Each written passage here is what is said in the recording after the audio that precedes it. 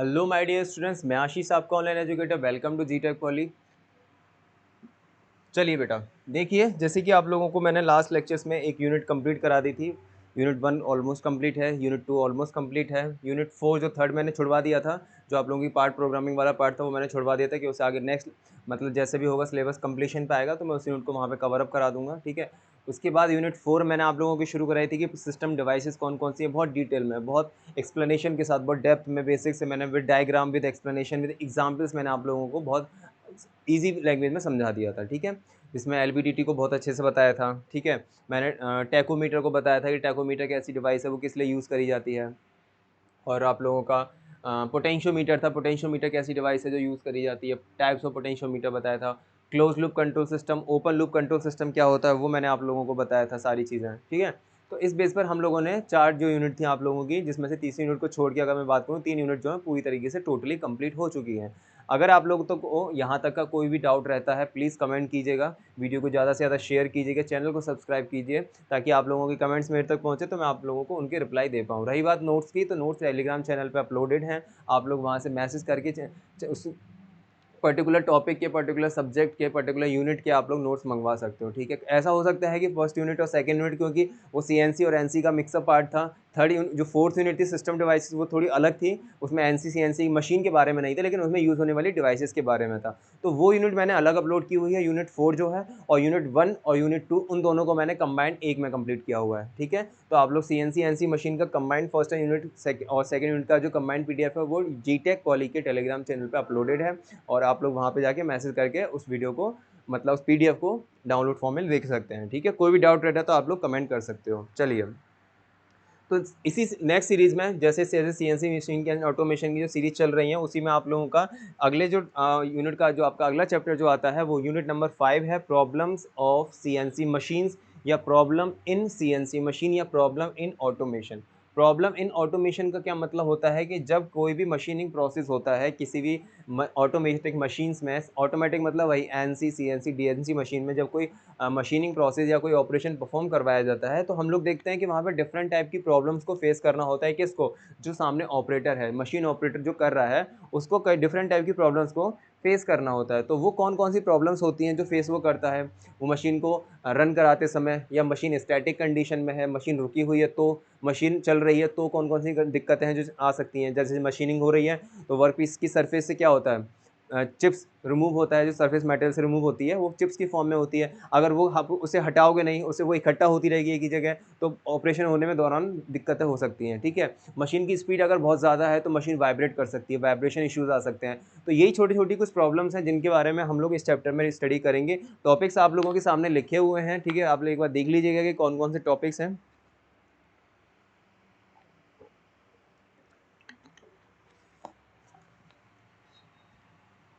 ये आपके टॉपिक्स हैं जिसमें हम लोगों को ज़्यादा डिटेल में बहुत अच्छे से मैं इस वाले चैप्टर को फिनिश अप करूँगा बहुत आराम से, क्योंकि चैप्टर इंपॉर्टेंट है।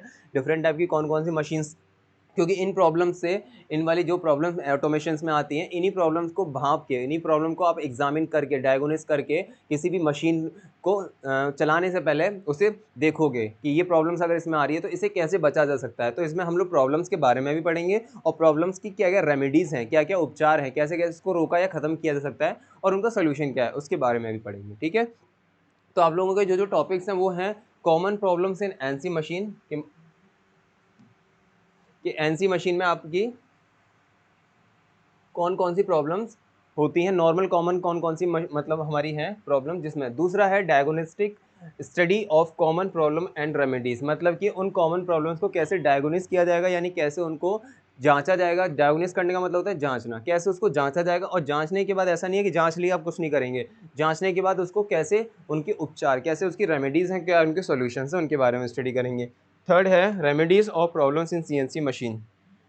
फर्स्ट, प्रॉब्लम कौन कौन सी हैं, सेकंड, उनको जांचने का प्रोसीजर क्या क्या है, थर्ड, उन जांचने के बाद उनको कैसे कैसे सॉल्यूशन उनका मिलेगा। ठीक है। तो मेनली 3 ही टॉपिक हैं, 3 ही पार्ट हैं इस वाले चैप्टर में। तो जल्दी से हम इसे शुरू करते हैं बिना किसी देरी की। तो आप जल्दी से इस लेक्चर को, इस वीडियो को जितना शेयर कर सकते हो ताकि उन बच्चों तक पहुंच जाए जो इस टाइम इस मशीन को ऑपरेट कर रहे हैं। बहुत से बच्चे हैं क्योंकि इस सेमेस्टर का सब्जेक्ट है तो आप लोगों को पता होना चाहिए कि किस सेमेस्टर में चल रहा है और किन किन बच्चों को ये बेनिफिशियल हो सकता है। और वहाँ पर उनको ये शेयर कीजिए वीडियो ज़्यादा से ज़्यादा, ताकि उनको भी इसका फ़ायदा मिल सके और अपने एग्जाम्स में वो लिख सकें इस चीज़ को। ठीक है, चलिए।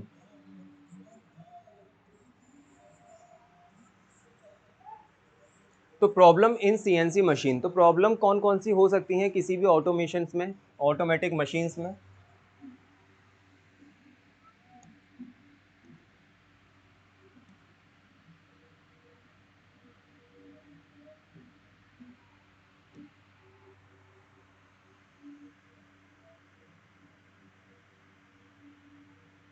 ठीक है, कौन कौन सी ऐसी प्रॉब्लम्स हैं जो एक सीएनसी मशीन में हो सकती हैं? पहली है इम्प्रॉपर टूलिंग। टूलिंग का मतलब होता है कि टूल को सेट करना। जो टूल आपका वर्कपीस के कटिंग कर रहा है, उसको हम लोग वर्कपीस के पास में कितना डेप्थ उसको देना है, टूल को कितनी फीड देनी है कि इसकी प्रॉपर कटिंग होती रहे। ठीक है, बिना किसी एक्स्ट्रा मटेरियल को रिमूव किया। ऐसा ना हो कि वो उसको वर्कपीस को, ये मेरा कटिंग टूल है इस तरीके से, ये मेरा वर्कपीस है जो कि चक में इस तरीके से लगा हुआ है। ठीक है, और मेरा यहाँ पे कटिंग टूल है इस तरीके से। मेरा ये कटिंग टूल यहाँ पे टूल पोस्ट में या फिर टूल मैगजीन्स में इस तरीके से ये सेट हुआ है। ठीक है, ये मेरा कटिंग टूल लगा हुआ है। अब कटिंग टूल यहाँ पे सरफेस को कट करेगा वर्कपीस का, ये घूमेगा इस तरीके से, ये घूमेगा और ये इस तरीके से मोशन कर सकता है और इस तरीके से मोशन कर सकता है। नॉर्मली मैं बेसिक लेथ मशीन के बारे में बात कर रहा हूँ, अभी सीएनसी मशीन के बारे में बात नहीं कर रहा कि ऐसी कौन कौन सी यहाँ पे चीज़ें आप लोगों को दिख सकती हैं। तो ये जो कटिंग टूल है जो टूल पोस्ट में लगा हुआ है, मैं नेमिंग कर देता हूँ।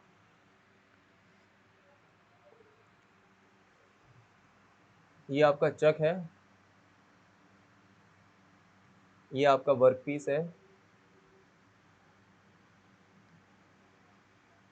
ठीक है, ये आपका कटिंग टूल है, दिख रहा है आप लोगों को?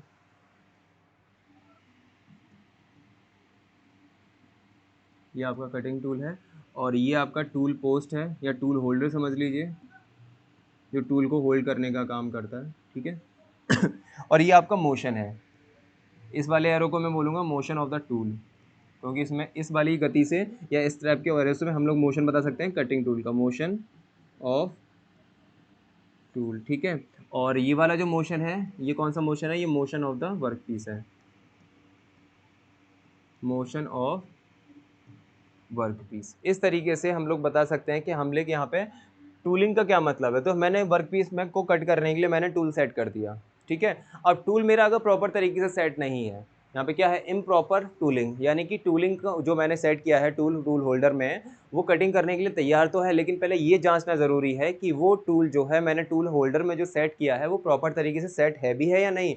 पता पड़ा, मैंने, आप लोगों ने जब टूल होल्डर देखा होगा, टूल होल्डर हमारा स्क्वायर टूल पोस्ट होता है। मैं नॉर्मल लेथ मशीन की बात कर रहा हूँ। नॉर्मल हमारा एक टूल यहाँ लगा सकते हैं, एक टूल हम लोग यहाँ लगा सकते हैं, एक टूल हम लोग यहाँ लगा सकते हैं, एक टूल हम लोग यहाँ लगा सकते हैं। इस तरीके से स्क्वायर टूल पोस्ट होता है, जो आप लोगों ने अपनी लैब में, वर्कशॉप में किया होगा इसका यूज़। ठीक है, स्क्वायर टूल पोस्ट। ठीक है, तो यहाँ पे tool number 1, tool number 2, tool number 3 and tool number 4, इस तरीके से मेरे 4 टूल बांधे जा सकते हैं नॉर्मल लेथ मशीन पे, जो मेरी सेंटर लेथ मशीन होती है, खराद मशीन होती है। अब मैं क्या करता हूँ, मैंने इन टूलों को जब बांधा तो मैंने देखा, आप लोगों ने देखा होगा, जिस टूल को बांधने के लिए टूल की का यूज़ किया जाता है। ठीक है, टूल पोस्ट तो ये हो गया, ये टूल होल्डर हो गया, ये मेरे नंबर ऑफ टूल्स हो गए। अब इन टूल को जब टूल होल्डर पे कसूंगा तो मैं नट बोल्ट वगैरह का तो यूज़ करूंगा ना, रिंच वगैरह का तो यूज़ करूंगा। अगर मान लो रिंच उसी टाइम कसते समय, टाइट करते समय मेरा वर्क पीस, वो कटिंग टूल पूरी तरीके से अच्छी तरीके से टाइट नहीं हुआ, या टाइट हुआ तो अपनी जिस अलाइनमेंट में, जिस मेल में उसको सेट करना चाहिए था, वो उस मेल में सेट ना होकर थोड़ा अपनी पोजीशन से थोड़ा डिफ्लेक्ट हो गया। कहने का मतलब क्या है?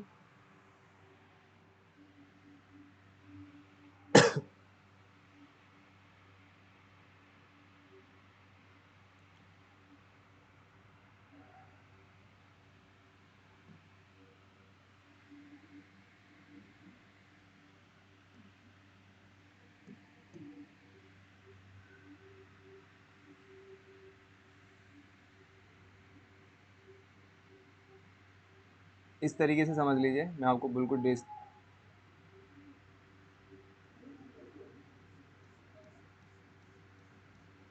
ठीक है,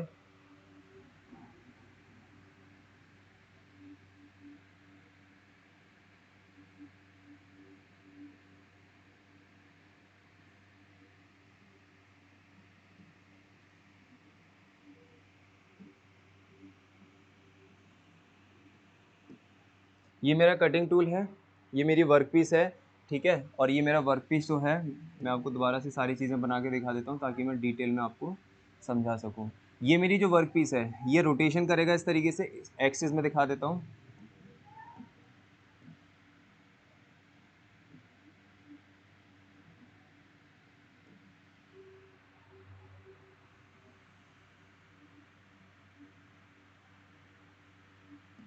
ठीक है, ये मैंने एक्सिस यहाँ पे शो करा दी है आपकी कि ये एक्सिस है मेरी, जिसके अबाउट ये मेरा जो वर्क पीस है ये घूमेगा, ठीक है। इसके बाद ये मेरा कटिंग टूल है जो किस किस दिशा में गति कर सकता है। एक तो गति करेगा,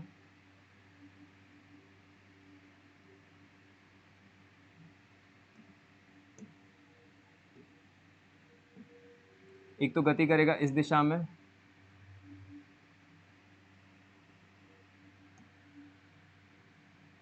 ठीक है। और सेम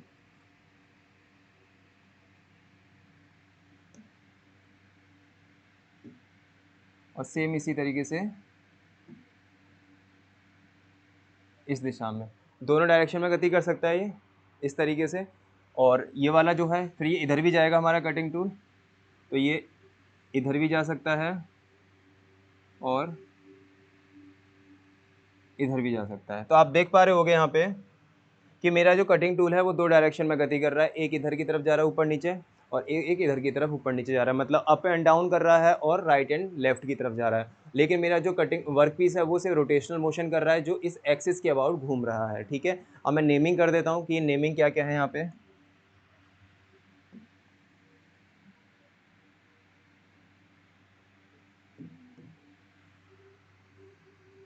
ये क्या है मेरा चक है, ठीक है। ये क्या है, ये वर्क पीस है। उसके बाद अब क्योंकि टूल होल्डर है यहाँ पे चार, मैं नॉर्मल लेथ मशीन की बात लेके चल रहा हूँ, यहाँ पे इसी तरीके से यहाँ सामने नहीं दिखाई देगा, लेकिन इसके बैक में पीछे की तरफ भी चार दो पॉइंट्स और बने होंगे जहाँ पे मैं टूल को बांध सकता हूँ, ठीक है। तो ये क्या है मेरा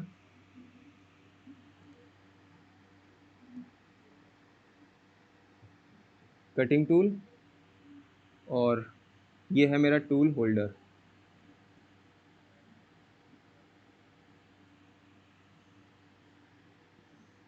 ठीक है। ये टूल होल्डर है। अब इस टूल को इन वाले पॉइंट्स पे, इन पॉइंट चार पॉइंट्स पे, क्योंकि ये मेरा जो टूल पोस्ट है मैं कह देता हूँ इसको, ये स्क्वायर टूल पोस्ट है, स्क्वायर टूल, क्योंकि छोटा चैप्टर है तो थोड़ा डिटेल में समझाऊंगा इसको मैं, ठीक है। स्क्वायर टूल पोस्ट है, दैट मीन्स यहाँ पे मैं चार टूलों को आसानी से इजीली बांध सकता हूँ। अब जब मैं इस टूल को बांधूंगा तो आप लोग इसकी अलाइनमेंट देख रहे होंगे कि वर्क पीस की जो सरफेस है,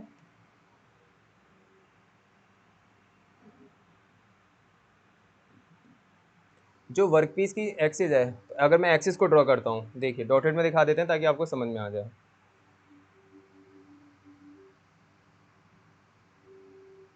ये एक्सिस है वर्क पीस की, ठीक है। देख पा रहे होगे, ये वाली जो एक्सिस मैंने ड्रॉ करी है वर्क पीस की, तो ये मेरा वर्क पीस का क्या है, फेस है।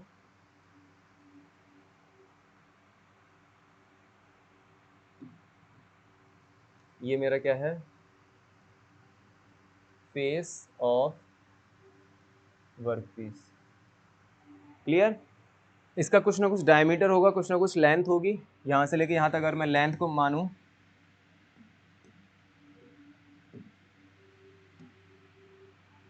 यहाँ से लेके यहाँ तक, चलिए लेंथ को दिखा देते हैं, एल होगा इसकी लेंथ जो है वर्क पीस जिसके ऊपर मुझे मशीनिंग करनी है वो एल है, और इसका जो डायमीटर है वो क्या है, डी है, ठीक है। तो जब मुझे लेंथ के अलॉन्ग वर्क कटिंग टूल को चलाना होगा तो मैं इस वाले मोशन की यूज़ करूँगा, मतलब मैं कटिंग टूल को इस दिशा में चलाऊँगा फिर वापस लेकर आऊँगा। और जब मुझे इस वर्क पीस के फेस में मशीनिंग या ऑपरेशन करना होगा तो मैं इसके डायमीटर के अलॉन्ग वर्क पीस को चलाऊँगा, ठीक है। अब डायमीटर के अलॉन्ग में वर्क पीस को तभी तो चला पाऊँगा, सॉरी कटिंग टूल को मैं तभी तो चला पाऊँगा जब ये टूल इस एक्सिस के बिल्कुल अलाइनमेंट में, बिल्कुल सीधी रेखा में आ रहा हो।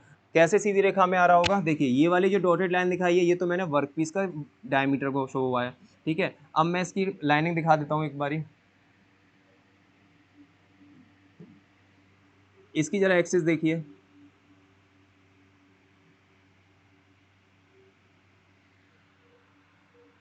ठीक है।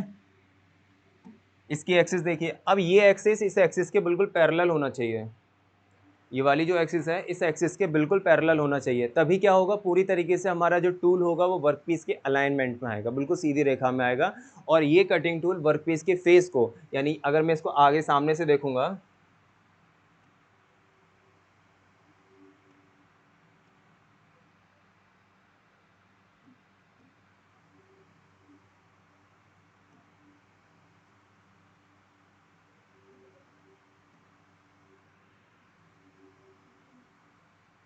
अगर मैं इसे सामने से देखूंगा तो ये मुझे क्या दिखाई देगा, इस तरीके से एक सर्कल दिखाई देगा, ठीक है ना। जो मेरा वर्कपीस है वो आगे से कैसे दिखाई देगा, एक सर्कल दिखाई देगा।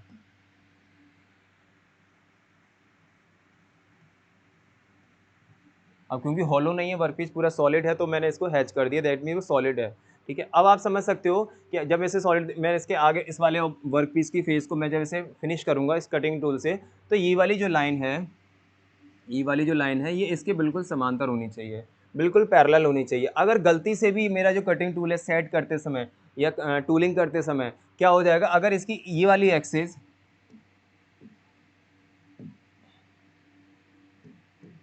ये वाली एक्सिस अगर हल्की सी भी टिल्ड हो गई, ठीक है, इस तरीके से हो गई, तो देखो कितना डिफ्लेक्शन बीच में आया, यहाँ से लेके यहाँ तक इतना डिफ्लेक्शन बीच में आ गया। और मेरा कटिंग टूल क्या हो जाएगा, कुछ इस टाइप से स्लाइड हो जाएगा, फिक्स हो जाएगा कि नहीं हो जाएगा। तो जब इस टाइप से मेरा कटिंग टूल का फेस, अब कटिंग टूल का फेस कुछ इस टाइप से हो जाएगा, इस टाइप से कटिंग टूल का फेस हो जाएगा। अब देखोगे इसकी तो एक्सिस ये वाली जा रही है,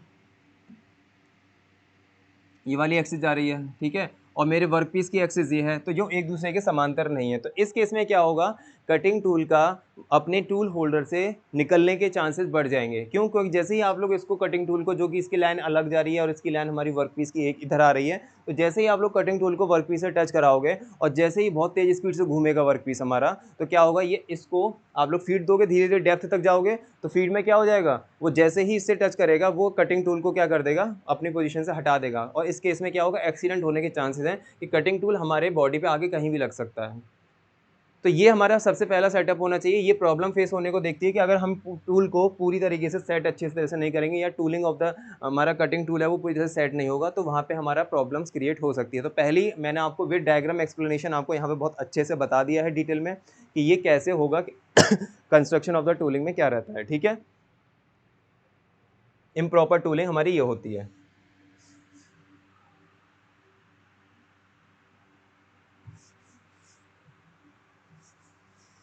ठीक है। तो फर्स्ट हमारा जो प्रॉब्लम था वो हमारा था इम्प्रॉपर टूलिंग। वर्बली मैं आपको बता सकता था कि इम्प्रॉपर टूलिंग का मतलब क्या होता है, कि नॉर्मली हम लोग को टूल का यूज़ करेंगे और वो अगर सही सेट नहीं किया है तो हमारा मशीनिंग ऑपरेशन में प्रॉब्लम आ सकती है। लेकिन मशीनिंग प्रॉब्लम में, ऑपरेशन में प्रॉब्लम आएगी कब, इस डायग्राम के थ्रू आप लोग समझ सकते हो। कि इस डायग्राम को जैसे मैंने ड्रॉ किया हुआ है, इसमें हम लोग देख सकते हैं कि हमारा जो एक्सिस है, ठीक है, वो एक्सिस क्या है, अगर हमारी बिल्कुल पैरेलल हमारी एक्सिस यूज़ की जा रही है, पैरेलल एक्सिस में तो हमारे किसी तरीके का कोई एक्सीडेंट का खतरा नहीं होगा। लेकिन जैसे ही वो एक्सिस टिल्ड हो जाएगी, तो आप लोग देख सकते हो इतना डिफ्लेक्शन, थीटा डिफ्लेक्शन यहाँ पे जो यूज़ हो रहा है, ये थीटा जो डिफ्लेक्शन हुआ,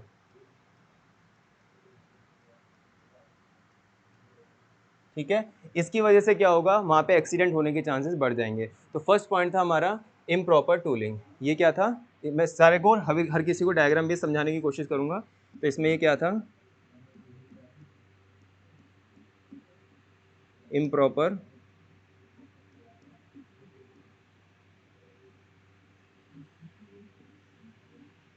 इम्प्रॉपर टूलिंग, ठीक है। चलिए, तो नेक्स्ट हमारा पॉइंट क्या है, poor maintenance.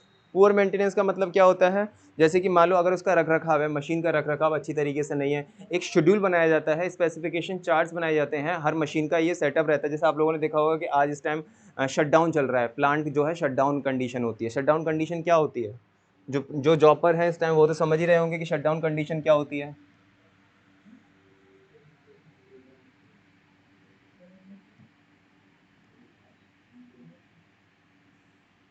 Shut down condition क्या होती है, कि जब हमारा प्लांट मेंटेनेंस कंडीशन पे आता है, मतलब प्लांट पूरी साल हमारा रन हुआ, अब क्या है उसे शट डाउन किया जाता है। पूरे प्लांट को शट डाउन नहीं होता, उसकी कुछ यूनिट्स बनी होती हैं कि अगर एक यूनिट शट डाउन में है तो दूसरी यूनिट हमारी काम कर सके, अगर दूसरी यूनिट शट डाउन में आ जाएगी तो पहली वाली यूनिट जो है वो हमारी काम कर सके, ठीक है। तो मोस्टली हमारी यूनिट्स होती हैं। तो प्लांट जब मेंटेनेंस में आता है तो उसके डिफरेंट टाइप के प्रॉपर्स होते हैं, उसमें पार्ट्स होते हैं जो मेंटेनेंस में यूज़ किए जाते हैं। तो मेंटेनेंस में क्या होता है, कुछ ऐसे मतलब मशीनिंग पार्ट जो घूमते हैं या जो चलते हैं तो वो क्या है ढीले, यानी कि वो उनका जो टाइटनेस होता है वो क्या हो जाता है, स्लैग हो जाता है, ढीला हो जाता है। तो उनको टाइम टू टाइम रिपेयर कर रहा जाता है, मेंटेनेंस में ये सारी चीज़ें रखी जाती हैं। तो वही होता है अगर हमारा वो मेंटेनेंस ठीक नहीं है, मतलब प्लांट शट डाउन हुआ, हम लोगों ने सारे पार्ट्स जो होते हैं मोटर के, पंप के और जितने भी हम लोगों के पास डिवाइसेस यूज़ हो रही हैं, सिस्टम्स यूज़ हो रहे हैं, अगर उसके वो पार्ट्स प्रॉपर तरीके से मेंटेन नहीं है, हम लोगों ने मेंटेनेंस तो किया लेकिन प्रॉपर मेंटेनेंस नहीं हुआ, तो उस केस में क्या हो जाएगा, वहाँ पे भी हम लोगों को प्रॉब्लम फेस करने को देखी जा सकती हैं, ठीक है।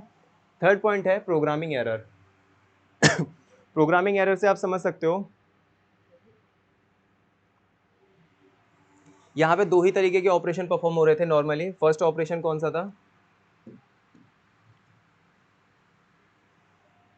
फर्स्ट ऑपरेशन एक तो फेसिंग हो रहा था, जब मैं वर्कपीस के फेस को फेस करूंगा तो पहला कौन सा था, फेसिंग। एंड सेकंड कौन सा था, अगर ये मेरा वर्क पीस है, ये अगर इस वाले मोशन को स्लाइड करेगा, ठीक है, इस वाली गति में मूव करेगा तो हमारा भी हो जाएगा टर्निंग।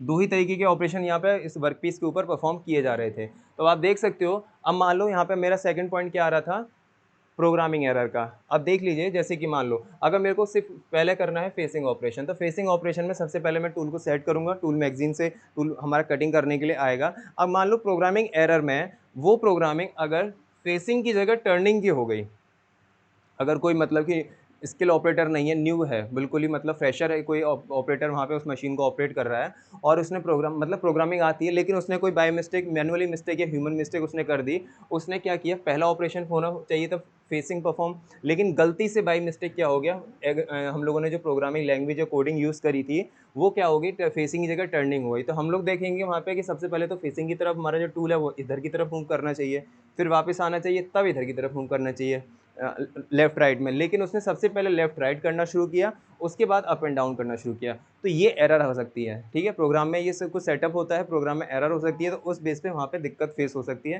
कि अगर मैनुअली कोई, ये तब होता है जब कोई न्यू स्किल्ड ऑपरेटर नहीं होता, मतलब न्यू ऑपरेटर होता है, स्किल्ड नहीं होता, या तो वो किसी की गाइडेंस में काम करे तो वो उसे बताएगा, या फिर उसको प्रोग्राम सीखना पड़ेगा, प्रोग्राम रन करना आना चाहिए। तो ये प्रॉब्लम तब फेस होने को देखी जा सकती है, ठीक है।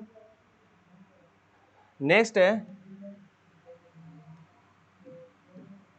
क्लैंपिंग एंड गार्डिंग डिवाइसेस या गार्डिंग इशू। क्लैंपिंग का मतलब वही है कि अगर हमारा इसमें आ रहा था हमारा इम्प्रॉपर टूलिंग में, अगर हमारा टूल ढंग ठीक तरीके से सेट नहीं है तो हमारी एक्सिस डिफ्लेक्ट कर सकती है और हमारा वहाँ पे एक्सीडेंट होने के चांसेस होते हैं। उसी तरीके से क्लैंपिंग, अगर हमारा वर्क पीस है, वर्क पीस अगर हमारा पूरी तरीके से, मान लो वर्क पीस की एक्सिस अगर हमारी टूल की एक्सिस की तरह हो जाए, हमारी वर्क पीस की एक्सिस कैसी है, ऐसी है हॉरिजॉन्टल, अगर ये गलती से, इसकी क्या थी, बिल्कुल वर्टिकल थी एक्सिस, अगर गलती से मान लो ये एक्सिस गलती से अगर कुछ इस तरीके से हो जाए, हल्की सी टिल्ड हो जाए,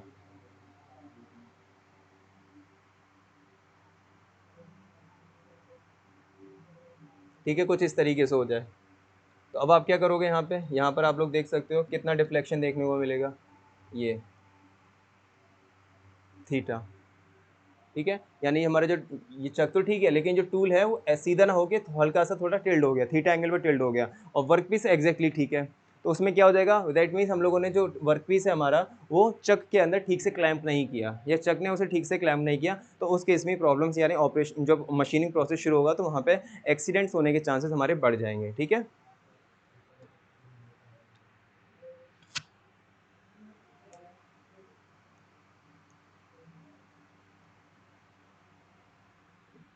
चलिए नेक्स्ट पॉइंट हमारा क्या है, वाइब्रेशन।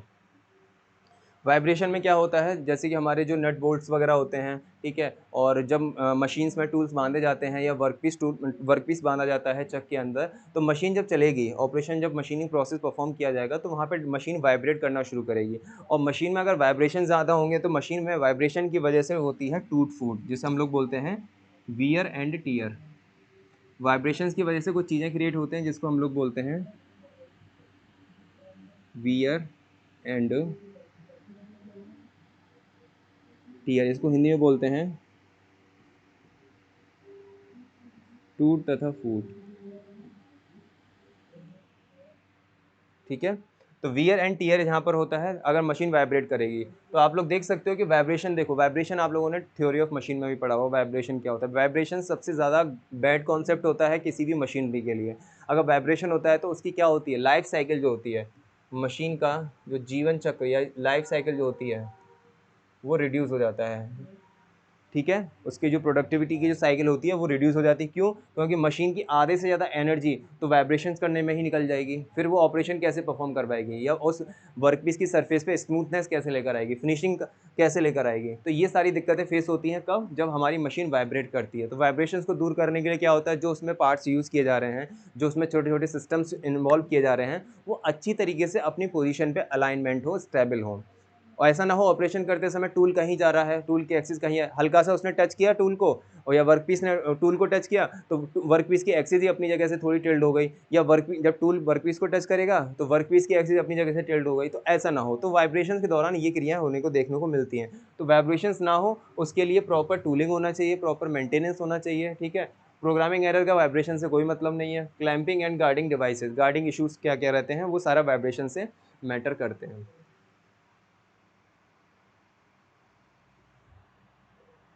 तो ये कुछ और देखो, और भी चीज़ें हो सकती हैं। कौन कौन सी चीज़ें, मैं कुछ पॉइंट्स मुझे अभी एकदम से याद आ गए तो मैं आपको यहाँ पे लिखवा देता हूँ।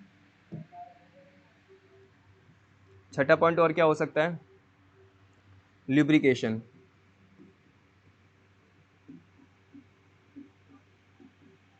ठीक है। सातवां कूलेंट, ल्यूब्रिकेशन एंड कूलेंट, इसका क्या मतलब है। लुब्रिकेशन और कूलेंट का यूज़ क्यों किया जाता है मशीन में, ये भी हमारी एक प्रॉब्लम हो सकती है कि हमारा अगर इस तरीके से कोई अगर हीटिंग ज़्यादा हो रही है किसी भी वर्क पीस को टच कराते समय टूल से, या कटिंग टूल वर्क पीस के टच में या कॉन्टैक्ट में आता है, तो उस टाइम क्या होता है, हीट जनरेशन शुरू हो जाता है।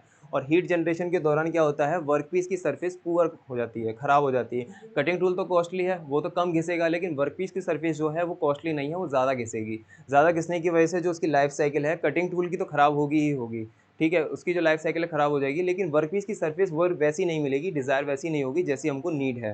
तो उस बेस में क्या होगा, हमें वहाँ पे लुब्रिकेशन या कूलेंट का नीड पड़ेगा। लुब्रिकेशन और कूलेंट दोनों अलग अलग चीज़ें हैं।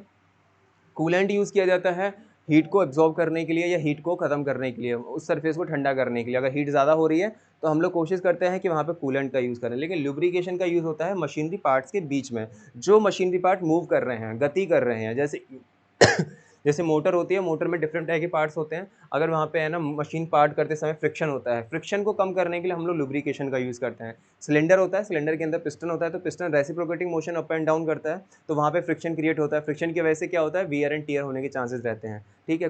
और जो उसकी लाइफ होती है मटेरियल की वो खराब हो जाती है, तो उस केस में हम लोग लुब्रिकेशन का यूज़ करते हैं। कूलेंट हीट को एब्जॉर्ब करने के लिए यूज़ किया जाता है। जब दो वर्कपीस या कटिंग टूल आपस में कांटेक्ट में आते हैं, और जैसे ही कांटेक्ट में डेप्थ या फीड दी जाएगी, तो वहाँ पे क्या होगा, हीट जनरेशन शुरू हो जाएगा, और उस हीट जनरेशन की वजह से हमारा वियर एंड टियर होगा, लाइफ साइकिल खत्म होगी। उस बेस में हम लोग वहाँ पे उस बेस में हम लोग कूलेंट को यूज़ करेंगे, ठीक है। नेक्स्ट हमारा क्या पॉइंट हो सकता है, इन्हीं पॉइंट्स को मैं क्या करूँगा, आप लोगों को इन्हीं पॉइंट्स की मैं रेमेडीज भी बता दूंगा।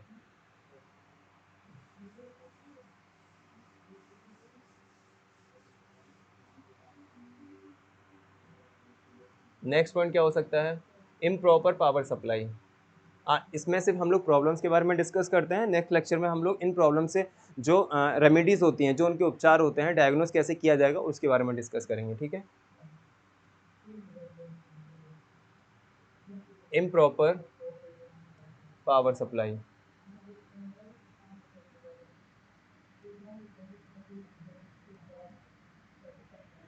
ठीक है। इम्प्रॉपर पावर सप्लाई का क्या मतलब है, नेक्स्ट पॉइंट एक और लिख लेते हैं, उसके बाद एक साथ डिस्कस कर देंगे। ओवर हीटिंग,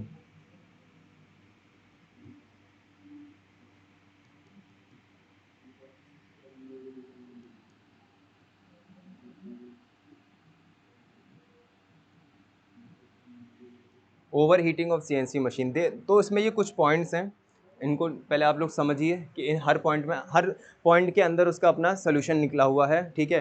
उसको कैसे डिफाइन किया जाएगा वो भी सारा है। तो आप लोगों को छोटी सी यूनिट है, जल्दी से कवर अप हो जाएगा, कोई ज़्यादा टाइम नहीं लगेगा। एक साथ इसकी मैं पीडीएफ अपलोड करा दूंगा, आप लोग वहाँ से डाउनलोड कर सकते हैं, ठीक है।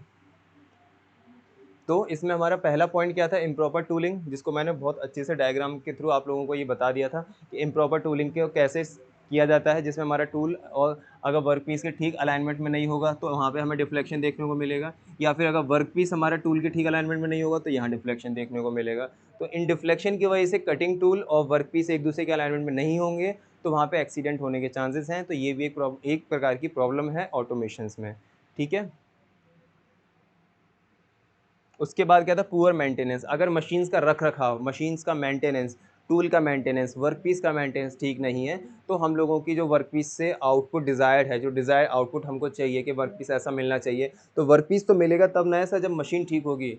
जिस मशीन पर हम लोग वो ऑपरेशन या मशीनिंग प्रोसेस परफॉर्म कर रहे हैं, अगर वो मशीन ही ठीक नहीं होगी तो हम लोगों को डिज़ायर आउटपुट, हमारा मनचाहा आउटपुट कैसे मिलेगा। तो उस मशीन का मेंटेनेंस अगर पुअर है, और मेंटेनेंस करने के लिए हम लोग क्या करते हैं, मेंटेनेंस करने के लिए हम लोग वीकली, मंथली, ईयरली शेड्यूल बनाते हैं कि एक मंथ में, एक साल में, एक वीक में कि इस मशीन का प्रॉपर मेंटेनेंस किया जाना चाहिए। मेंटेनेंस में क्या-क्या होता है, उसकी टाइटनेस, अगर कोई वर्क पीस, अगर कोई इसमें पार्ट है वो लूज़ हो चुका है तो उसे हम लोग रेंच वगैरह से हम उसे टाइट कर देंगे। अगर उसे वहाँ पे कहीं पे जंग लग रहा है, जंग लगने को हटाने के लिए सबसे पहले हम उसे फिनिशिंग करेंगे। जंग लगाने के लिए, हटाने के लिए हम लोग कौन-कौन से टूल्स को यूज़ करते हैं, ठीक है। फाइल वगैरह होती हैं और मतलब सैंड पेपर होता है जिसे हम लोग रेग माल बोलते हैं, उसको यूज़ करते हैं। और अगर फ्रिक्शंस क्रिएट होते हैं तो वहाँ पे हम लोग लुब्रिकेशन कूलेंट का यूज़ करके या किसी एक ऐसे केमिकल का यूज़ कर लेते हैं कि वहाँ पे उसमें फ्रिक्शंस ना हो, ठीक है। तो ये मेंटेनेंस के अंडर में आ जाता है।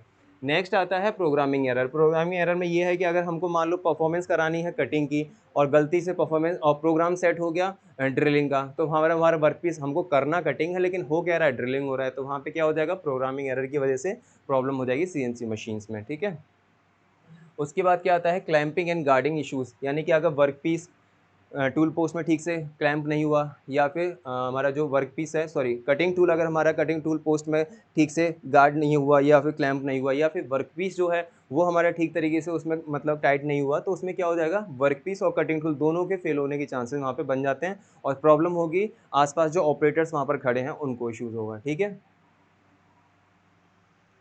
नेक्स्ट आता है आपका वाइब्रेशन। वाइब्रेशन मैंने आपको बता दिया कि वाइब्रेशन सबसे ज़्यादा बैड कॉन्सेप्ट होता है किसी भी मशीन की लाइफ को कम करने के लिए। वाइब्रेशंस की वजह से ही वियर एंड टियर मशीन में देखने को मिलता है, टूट-फूट वाइब्रेशंस के कारण होती है, ठीक है। उसके बाद आप लोगों का लुब्रिकेशन आता है। लुब्रिकेशन ज़रूरी है, कूलेंट ज़रूरी है। लुब्रिकेशन और कूलेंट दोनों को आप लोग सेम मत समझ लें, बच्चे इसमें दोनों में सेम लैंग्वेज लिख देते हैं क्योंकि दोनों ही को समझते हैं कि ठंडा करने के लिए। ठंडा करने के लिए नहीं होता।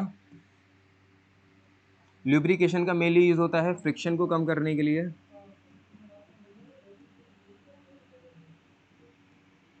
फ्रिक्शन को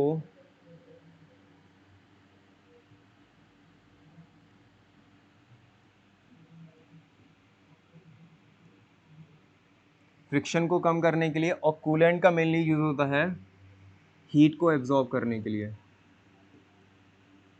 हीट को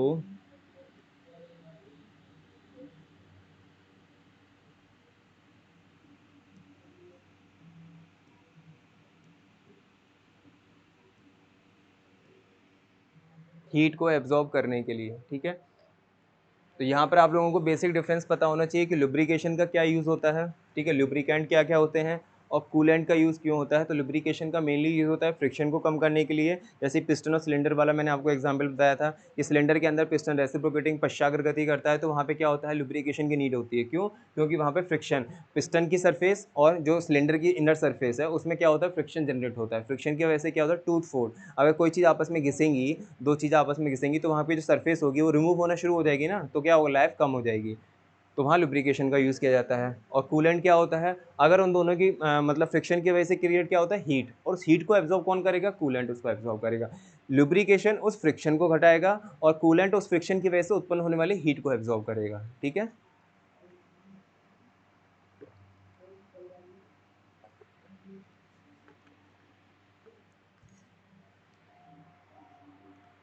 चलिए, नेक्स्ट हमारा 8वां जो पॉइंट है वो क्या है, इम्प्रॉपर पावर सप्लाई।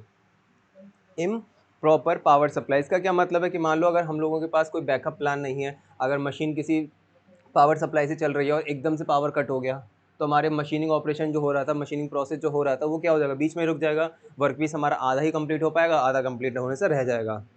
तो ये किस वजह से होता है, लैक ऑफ पावर सप्लाई। अगर हमारी पावर सप्लाई क्या है उसकी कमी है, तो उसके लिए हमें बैकअप प्लान रखना चाहिए कि अगर गलती से हम लोग घरों में इन्वर्टर्स वगैरह यूज़ करते हैं, तो उसी बेस पे अगर लाइट चली जाती है तो इन्वर्टर्स होते हैं, तो वो तुरंत उसको क्या करता है, बैकअप दे देता है, तो हमारा मशीनिंग प्रोसेस रुकता नहीं है। ठीक है, ऐसा तो नहीं होता कि इन्वर्टर वहाँ चलाया, अगर चला हुआ नहीं है तो चलाना पड़ता है, वहाँ ऐसा कुछ नहीं होता, वहाँ पूरा सेटअप रहता है। ठीक है, उसके बाद होता है over heating of CNC machine. Machine क्या होती है, कई बार चलते चलते चलते चलते ओवर हीट हो जाती है। ओवर हीट की वजह से क्या होता है, वहाँ पे प्रॉब्लम्स देखने को मिलती हैं। ओवर हीट होने की वजह से वहाँ पे आग लगने का, फायर फायर यानी आग लगने का खतरा रहता है कि अगर कोई चीज़ ओवर हीट हो जाएगी चलते चलते, तो वहाँ पे क्या हो जाए, आग लगने का खतरा रहेगा। तो उस केस के लिए भी हमें वहाँ पे प्रॉब्लम्स देखने को मिलती है सीएनसी मशीन में। तो इस केस में अभी मैंने जितनी आपको रेमेडीज़ बताई, मतलब जितने भी आप लोगों को प्रॉब्लम्स फेस करवाई हैं यहाँ पे, कि कौन कौन सी प्रॉब्लम्स हैं जो आप लोगों को यहाँ पे देखने को मिलती हैं सीएनसी मशीन में। अगर आप इसे टेबल की फॉर्म में बनाना चाहते हो तो टेबल की फॉर्म में बना लेना। यहाँ पे आप लिख लेना मशीन, सॉरी, पहला सीरियल नंबर, इस तरीके से आप लोग लिख लेना। नेक्स्ट मैं जो बताऊंगा मैं टेबल की फॉर्म में बताऊंगा आपको। यहाँ पे इस तरीके से आप लोग यहाँ पर आप लोग सीरियल नंबर लिख लेना। ठीक है, उसके बाद यहाँ पे प्रॉब्लम्स लिख लेना, और उसके बाद यहाँ पे उपचार लिख लेना। नेक्स्ट लेक्चर जो होगा आप लोगों का, उसमें मैं यही आप लोगों को बताऊंगा सीरियल वाइज क्या क्या रहेगा, उसमें कौन कौन सी प्रॉब्लम्स हैं और कौन कौन से उनके उपचार हैं, ताकि आप लोगों को एग्जाम में इस टाइप से, कई बार होता है कि हम लोग थ्योरी को पैसेज फॉर्म में नहीं, पैराग्राफ फॉर्म में नहीं पढ़ना पसंद करते, क्योंकि बहुत ज़्यादा लेंथी पड़ जाता है। तो हम लोग कोशिश करते हैं कि उनको एक टेबल फॉर्म में लिख लें। तो हम लोगों ने यहाँ पे जितनी प्रॉब्लम्स को डिस्कस किया था वन बाई वन, इन सारी प्रॉब्लम मैंने 9 प्रॉब्लम्स यहाँ पे लिखी हुई हैं। इन 9 प्रॉब्लम को हम पहले टेबल में सेटअप करेंगे, उसके बाद उनके क्या क्या रेमेडी हो सकते हैं उनको हम लोग डिस्कस करेंगे। ठीक है, और इसमें हमारा जो टॉपिक रहेगा इस यूनिट में वो मोस्टली यही टॉपिक है। ऐसा कुछ नहीं है कि आपको इसमें बहुत बड़ी मतलब रॉकेट साइंस पढ़ना है, बिल्कुल 2-3 टॉपिक ही इंपॉर्टेंट, जिसमें एग्जाम्स में अगर क्वेश्चन बनेगा तो वो मेनली यही बनेगा कि ऑटोमेशन में CNC machine, NC DNC machine के अंतर्गत किन किन समस्याओं का सामना करना पड़ता है, और उन समस्याओं को समाप्त करने के लिए क्या क्या उपचार किए जाते हैं। ये क्वेश्चन सिंपल वे में बनेगा, और अदर से ऐसा उसमें कुछ नहीं बनेगा। ठीक है, इस यूनिट से तो यही बनेगा, इससे अलग कुछ नहीं बनेगा। और फर्स्ट यूनिट और सेकंड यूनिट का जो कंबाइंड मैंने एक है ना लेक्चर अपलोड करवाया था, उसमें लिखा था revision classes exercise of 1 and 2, उस तरीके से लेक्चर आप लोगों का अपलोड है, जिसमें मैंने इंपॉर्टेंट क्वेश्चन जो एक्सरसाइज बुक के पीछे जो एक्सरसाइज दे रखी होती है उसको करना बहुत ज़रूरी है। हम लोग उसे छोड़ देते हैं, फिर कहते हैं कि सर क्वेश्चन वो था जो हम लोगों ने किया ही नहीं। क्वेश्चन सारा बुक से ही या सारा सिलेबस से ही आता है, सारा उसी से आता है, कंटेंट हम लोग जो सेटअप करते हैं वहीं से आता है, लेकिन हम लोग एक्सरसाइज को नहीं देखते। तो एक्सरसाइज करना ज़रूरी होता है। वो एक्सरसाइज माइंड की एक्सरसाइज, हम लोग बॉडी की फिजिकल एक्सरसाइज करते हैं, वैसे माइंड की एक्सरसाइज होती है क्वेश्चंस को करने लगाने से। जितने ज़्यादा क्वेश्चंस आप लोग लगाओगे उतना आप लोगों को फ़ायदा होगा। ठीक है, तो मैंने एक लेक्चर उसका अपलोड किया हुआ है, आप लोग सर्च कीजिएगा। आप लोग है ना टॉपिक वाइज सर्च कर लीजिए क्या है यूट्यूब पे, जो टॉपिक आप लोगों का है सिलेबस में। जैसे कि इसमें टॉपिक क्या है, कॉमन प्रॉब्लम्स। तो जब इस वीडियो को अपलोड कराऊंगा तो प्रॉपर मैं इसी नाम से अपलोड कराऊंगा कि common problems in NC machine. अब उनको डायग्नोस करने के लिए कौन कौन से चीज़ें हो सकती हैं, तो diagnostic method in CNC machine या एनसी मशीन, इस तरीके से। तो आप लोगों को प्रॉपर वीडियो मिल जाएगी वहाँ पे, ज़्यादा सर्चिंग नहीं करनी पड़ेगी। ठीक है, तो आई होप आप लोगों को ये सारी चीज़ें समझ में आई हो। इसके बाद अगर आप लोगों का नेक्स्ट टॉपिक अगर इसमें कंप्लीट होता है तो वो रहेगा कि जो टेबल मैंने बनाई है, टेबल के बेस पर हम लोग सारी चीज़ें बनाएंगे। ठीक है, इस टेबल पे मैं सारी चीज़ें आपको वन बाई वन जितनी प्रॉब्लम्स हैं उनको मैंने पहले लिख देना है। नंबर 1 से लेकर 9 तक मैंने टोटल 9 प्रॉब्लम्स लिखाई हैं। अगर आपको लगता है या कोई ऐसे बच्चे हैं जो जॉब कर रहे हैं इस टाइम, उनको भी कई टाइप की प्रॉब्लम्स फेस करनी देखी होंगी कि वो कौन कौन सी मशीन को ऑपरेट करते समय कौन सी प्रॉब्लम समस्याओं को फेस कर रहे हैं, तो आप लोग कमेंट में मुझे बताइएगा, ताकि बाकी बच्चों को भी पता पड़े कि हाँ इस टाइप की भी प्रॉब्लम फेस होती है। बाकी 9 तो और भी हो सकती हैं, 10 हो सकती हैं, 15 हो सकती हैं। तो वो डिपेंड करता है कि उस टाइम प्रैक्टिकली कौन काम कर रहा है, और जो प्रैक्टिकली काम कर रहा होगा वही उसके बारे में बता पाएगा। ठीक है, यहाँ पे तो थ्योरेटिकल बेस पे मैंने आपको बता दिया, थोड़ा बहुत प्रैक्टिकल मैंने भी किया हुआ है, तो मैंने आप लोगों को उस बेस पे बता दिया किस टाइप की प्रैक्टिकल नॉलेज आप लोगों को प्रोवाइड कराई जा सकती है, वो मैंने आपको सारी प्रोवाइड करा दी। तो उस बेस पे नेक्स्ट लेक्चर में क्या रहेगा आप लोगों का, इस टाइप में इन प्रॉब्लम्स को हम लोग फेस करेंगे, उनके रेमेडीज़ क्या हैं, रेमेडीज़ के बारे में पढ़ेंगे। देन आफ्टर आपका ये वाला जो चैप्टर रहेगा प्रॉब्लम्स इन सीएनसी मशीन, वो पूरी तरीके से कंप्लीट हो जाएगा। उसके बाद नेक्स्ट चैप्टर जो आप लोगों का आएगा बहुत बेसिक है। ठीक है, सिलेबस में अगर मतलब सिलेबस की अगर मैं बात करूँ तो आप लोगों का जो नेक्स्ट चैप्टर रहेगा वो क्या रहेगा, ऑटोमेशन एंड एनसी सिस्टम। कि ऑटोमेशन क्या है और एनसी सिस्टम क्या है। ऑटोमेशन का मैं आप लोगों को फर्स्ट लेक्चर में, जो मेरा फर्स्ट लेक्चर हुआ था सीएनसी मशीन एंड ऑटोमेशन का, वो ऑलरेडी मैं अपलोड करा चुका हूँ। उसमें सबसे पहले मैंने ऑटोमेशन को ही शुरू किया है कि ऑटोमेशन क्या होता है। ठीक है, अब वो यहाँ पे फ़ायदा दे देगा हमारा। उस लेक्चर को देख लीजिए। वैसे मैं दोबारा से रिपीट भी कराऊंगा, नाम ही रहेगा ऑटोमेशन का लेक्चर के नाम से, तो आप लोग वहाँ सर्च कर सकते हो। ठीक है, तो नेक्स्ट लेक्चर में हम लोग न्यू टॉपिक, ये वाला टॉपिक के साथ मिलते हैं। तब तक के लिए वीडियो से बने रहिए। Thank you very much.